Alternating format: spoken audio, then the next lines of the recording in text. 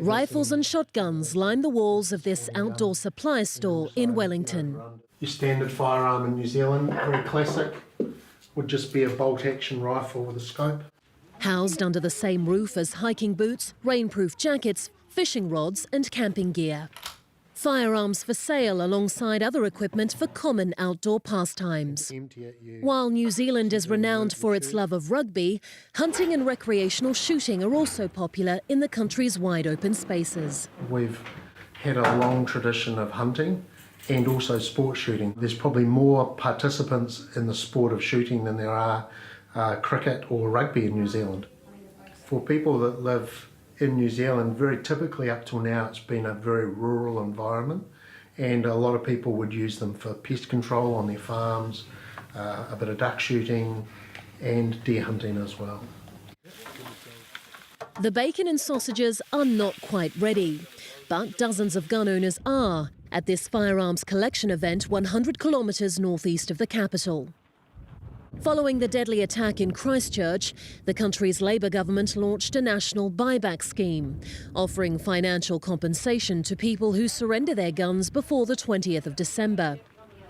As part of tougher gun laws, most semi-automatic weapons and high-capacity magazines are now banned. Since the programme kicked off in mid-July, more than 19,000 firearms have been handed in and €21 million paid out. There are some people that are very emotional with some of their firearms, and we accept that, and we'll do everything to respect that. We make the process as easy and as simple as possible for them. Where the firearms are old and been handed down through the family, it's quite an impact on them to actually have to give that firearm after many years or generations being in that family. The contentious crackdown and subsequent debate have divided not only New Zealand, but the firearm community itself, some 250,000 gun licence holders. You're only taking the weapons off the honest people. It's more about laws about those that have weapons and are unlicensed and using them dishonestly. I fully support it. I think, you don't need these sorts of guns. It should have actually been sorted out years ago. That's my thought. Hey, it's got to happen. It's like anything. One bad apple spoils the bunch, doesn't it? While many New Zealanders welcome these tighter gun laws, others accuse the government of rushing through ineffective knee-jerk legislation. Groups such as the Council of Licensed Firearms Owners claim the reforms punish those who do the right thing and say they deserve to be heard. It's really important that the government starts to listen to some of the subject matter experts. This first tranche of legislation has gone through without our help, without our assistance. There is no need to have a divide between firearm owners and general public, because those firearm owners are still general public.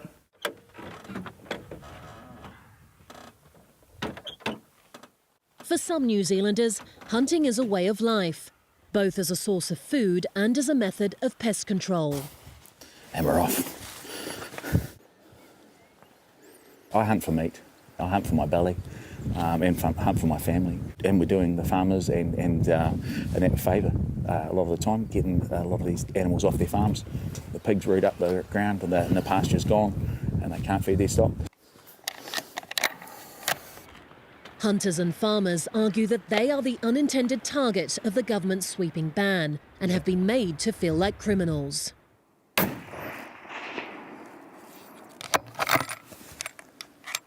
The carpet's being pulled, and these are people who have undergone very strenuous vetting processes by the police.